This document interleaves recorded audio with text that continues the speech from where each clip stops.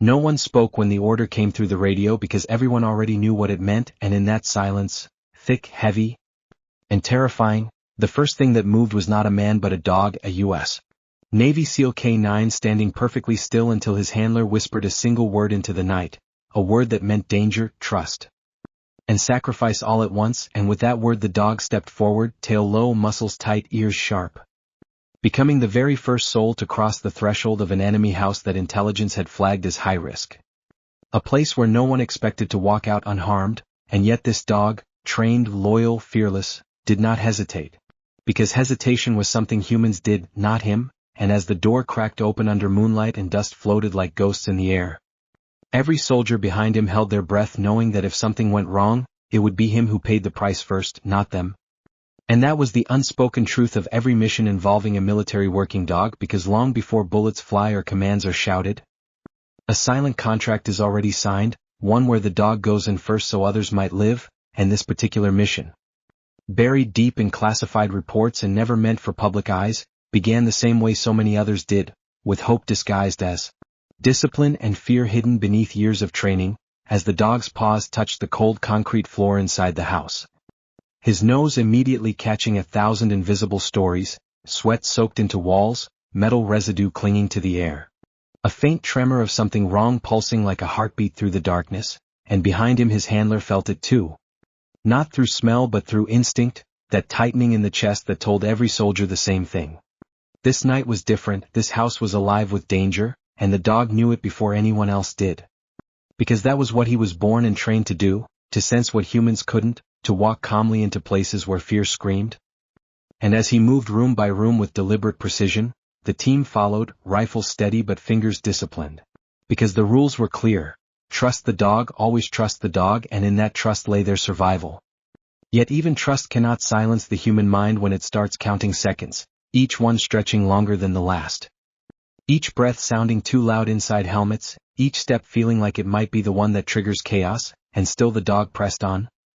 Turning corners, pausing, listening, his body language speaking volumes to men trained to read it better than words, until suddenly he froze. A single paw lifted, ears stiff, body low, and in that instant time fractured because that freeze meant something was there, something waiting, something deadly, and before anyone could react, the dog lunged forward, not in aggression but in warning.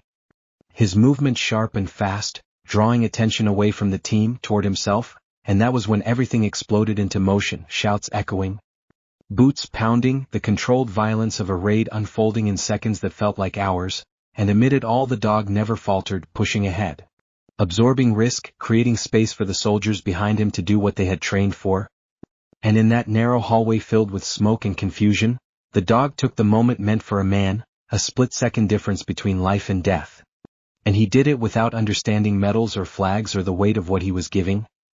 Only knowing that his handler was behind him, and that was reason enough, and when the house was finally secured and the noise faded into ringing silence, it became painfully clear that something was wrong, because the dog did not return immediately. And when his handler reached him, kneeling beside that powerful, loyal body now lying too still on the floor, the reality hit harder than any enemy fire ever could, because this was not just a military asset, not just equipment, not just a dog. This was a teammate, a protector, a life that had just been offered up so others could breathe another day, and in that moment no one spoke. Because there were no words strong enough to honor what had just happened, only the quiet understanding that the mission had succeeded, not because of technology or tactics, but because a four-legged soldier had gone first, exactly as he was trained to do. Exactly as he always would, and as they carried him out under the same night sky he had entered beneath. The weight on their shoulders was heavier than gear, heavier than weapons, heavier than victory itself. Because some victories cost more than anyone wants to admit, and this one was paid for in loyalty, courage, and a heartbeat that refused to quit until it had done its job. The report would later list the mission as successful, objectives achieved, threats neutralized, no human casualties sustained. And that final line, no human casualties, would be repeated in briefings and summaries as proof that everything had gone according to plan. But those who were there knew the truth was far more complicated, because success had come wrapped in loss. And the absence left behind by the dog's quiet bravery echoed louder than any gunshot. Following the team back to base where routines resumed because they always had to, yet nothing felt normal anymore, not the empty space beside the Handler where a loyal shadow once walked, not the kennel that stayed silent, not the gear that would never be worn again. And in the days that followed, while intelligence officers moved on to the next operation and commanders reviewed footage frame by frame, the handler struggled with something no training had prepared him for, the unbearable weight of surviving someone who had trusted him completely. Because the dog had followed him into darkness without question, had taken every command as absolute truth. And in doing so had given everything he had, and that kind of loyalty leaves scars deeper than any wound. Scars that form in the quiet moments when the world expects you to be fine because the mission succeeded. When people say, that's what he was trained for, as if training somehow makes sacrifice easier to bear. When they forget that behind the vest and discipline was a living being who wagged his tail at the sound of a familiar voice. Who leaned into a hand scratched behind the ears, who slept peacefully only when he knew his handler was close, and as the base prepared for a small, solemn ceremony away from cameras and headlines, the handler stood beside a flag-draped kennel, hands trembling despite years of controlled strength. Surrounded by teammates who had faced death together but now struggled to meet each other's eyes, because grief in the military wears many disguises. And this one came in the form of silence, salutes held a little longer than regulation. Throats tightening as memories replayed, moments of laughter during training, the dog's excitement before missions. The way he always seemed to know when someone needed comfort without a word spoken. And in honoring him they honored something larger than a single mission, something America rarely sees but benefits from every day. The unseen courage that goes in first so others don't have to, and long after the ceremony ended and the base returned to its rhythm. The handler carried that night with him into civilian life, into quiet mornings and sleepless nights.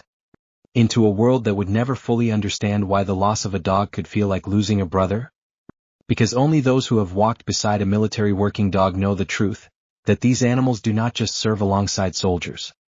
They serve as soldiers with hearts unburdened by fear of death, guided instead by trust and purpose, and somewhere far from that hostile house. In the freedom secured by countless unnamed sacrifices, families slept safely unaware that their peace had been protected by a dog who never made the news, whose story would never trend, whose name would never be widely spoken, and yet his legacy lived on in every breath taken by the men he saved.